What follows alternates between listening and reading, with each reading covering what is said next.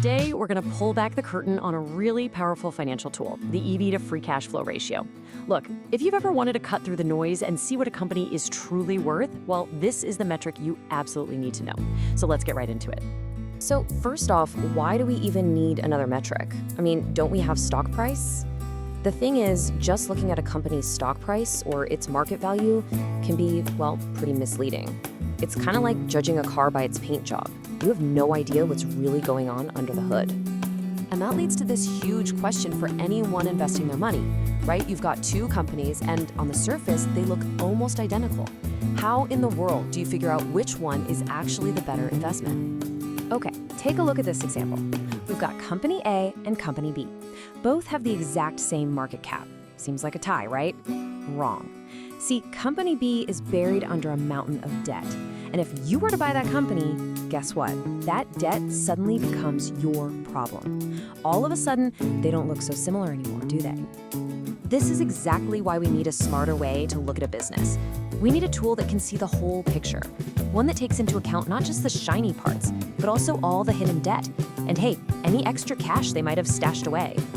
And that brings us to the hero of our story, the enterprise value to free cash flow ratio. This is the metric that gives us that complete all-in picture. So let's crack it open and see how it's put together.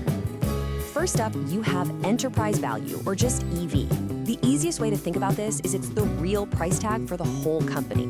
It's not just its market value. No, it's the market cap plus all of its debt, and then you get to subtract any cash it has on hand. That's the true if you bought the whole thing cost. Now, the other piece of the puzzle is free cash flow, or FCF. And this, my friends, is the absolute lifeblood of any business.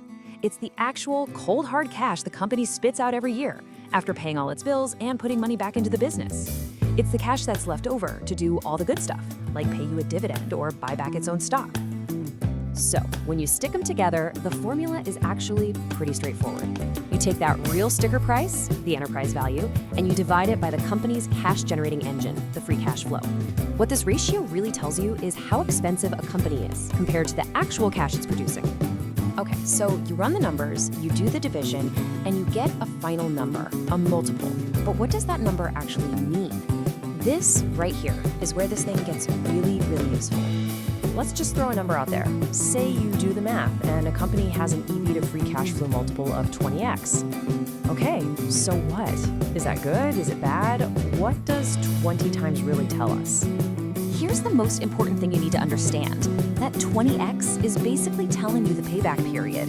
It means that if nothing changes, it would take 20 years for the company to generate enough cash to pay for its entire value.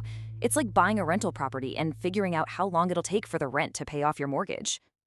So as a general rule of thumb, a lower number is often seen as a better value, a shorter payback period. Now, if you see a really high number, like 50x or 60x, it doesn't automatically mean it's a terrible investment. It just means the market is expecting some massive growth in the future. You're basically paying a big premium today for cash you hope shows up tomorrow. Now, how you feel about that number? Well, it depends entirely on what kind of investor you are. Because believe me, a growth investor and a value investor can look at the very same number and see two completely different things. And you can really see that difference here. A growth investor might see a high multiple and think, wow, this company must be on the verge of something huge. I'm in. They're willing to pay up for that exciting potential. But a value investor, they're probably looking for a low, stable multiple.